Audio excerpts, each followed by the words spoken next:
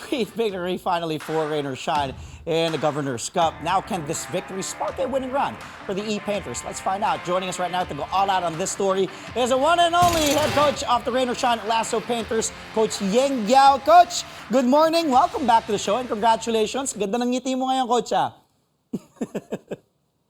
Thank you, Andre. Pagka nananalo ka, talagang mapapangiti ka. Pero the past few weeks, actually, mahirap ngumiti. Buti na lang ngayon, medyo pwede na.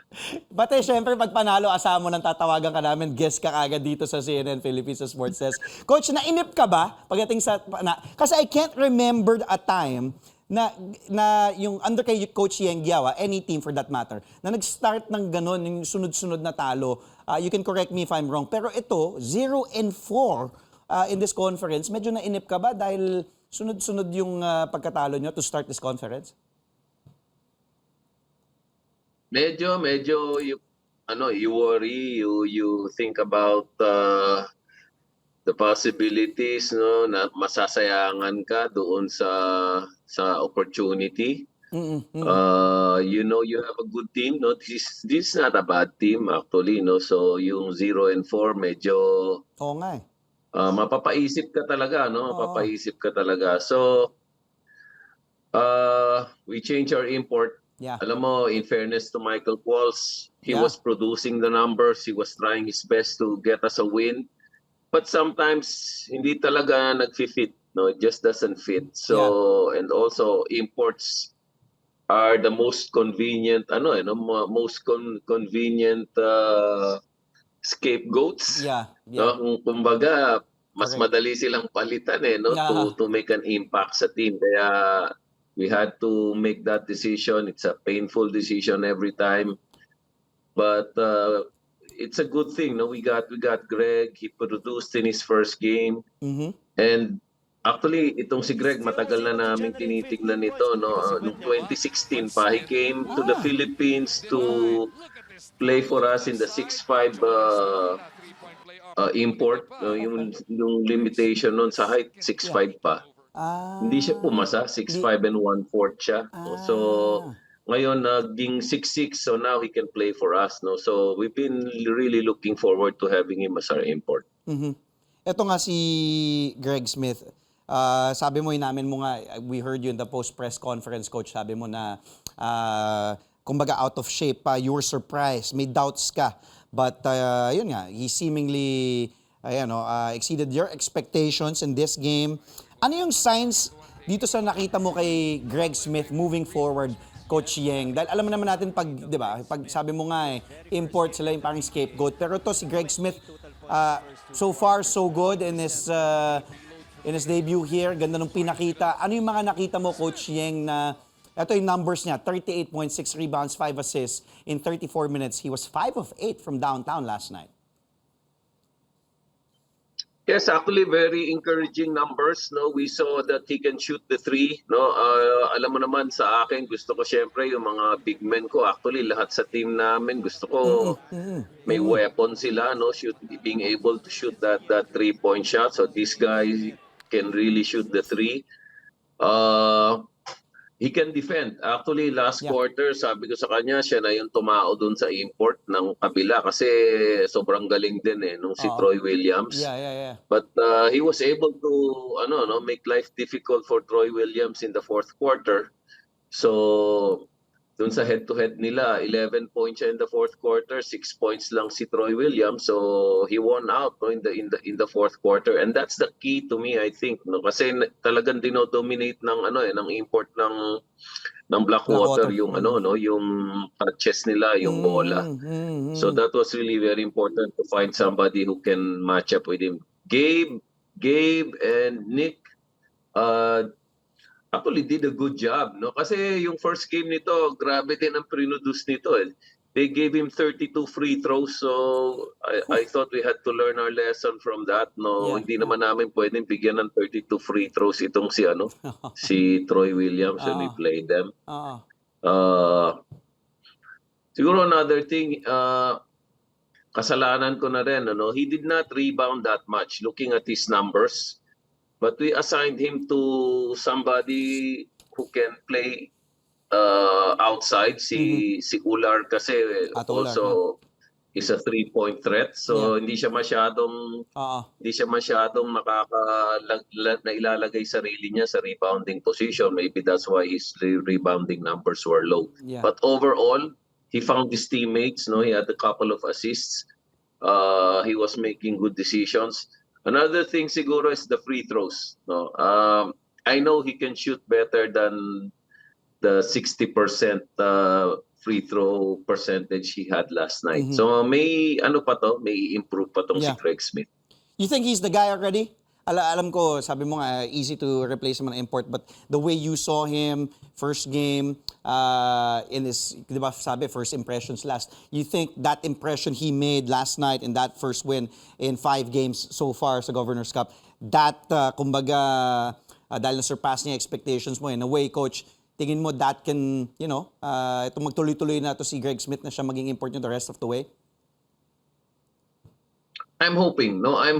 Kasi at 1-4, pag natalo ka pa, I think you're at the edge of the cliff already. Correct. No, kahit magpalit ka ng import, baka baka huli na rin. So actually parang parang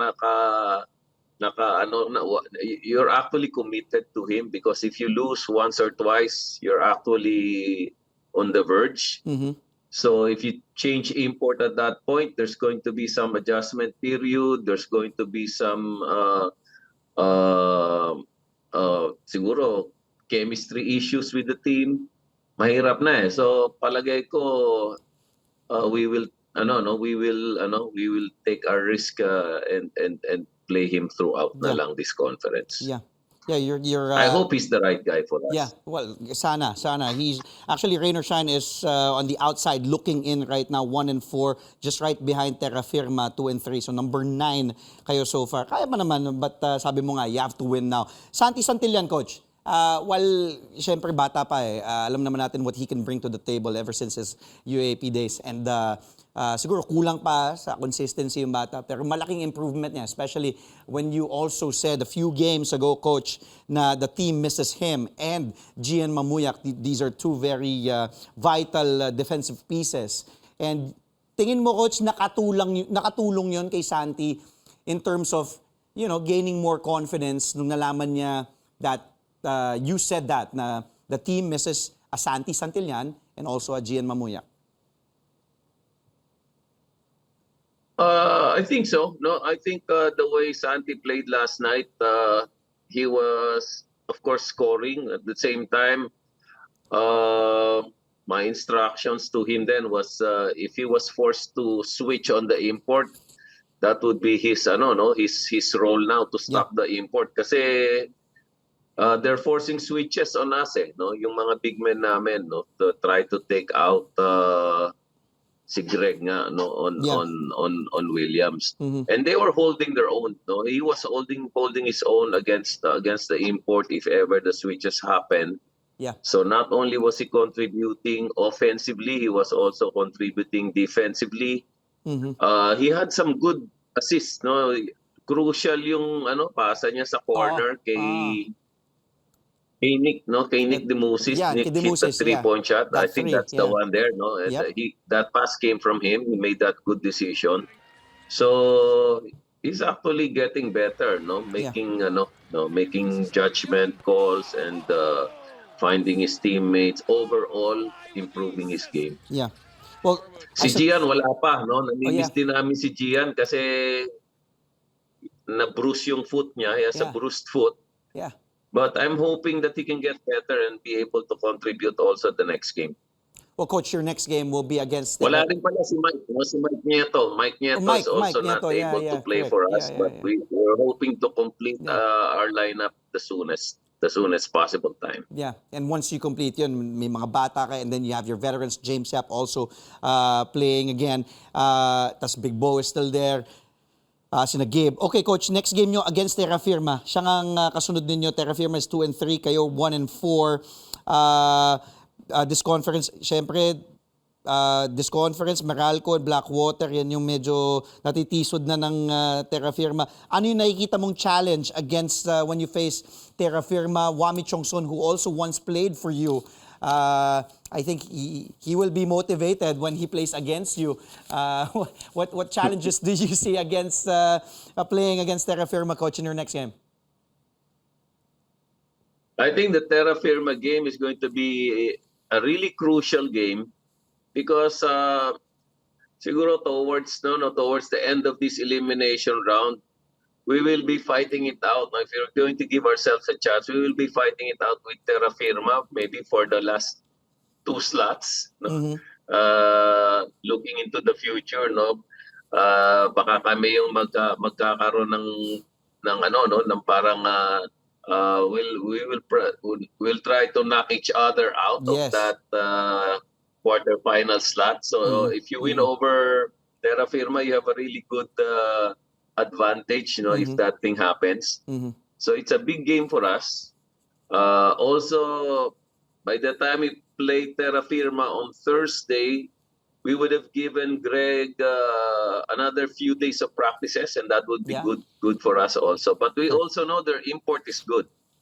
No, magaling yung import nila. Actually, tinalo nila yung Blackwater. So if we had a tough time with Blackwater, we're going to have a tougher time with Terra Firma. No, logically, no, that's our conclusion. So these next few days of practices are going to be important for us, and especially for Greg also. Yeah. Well, Coach, thank you for your time. Congratulations.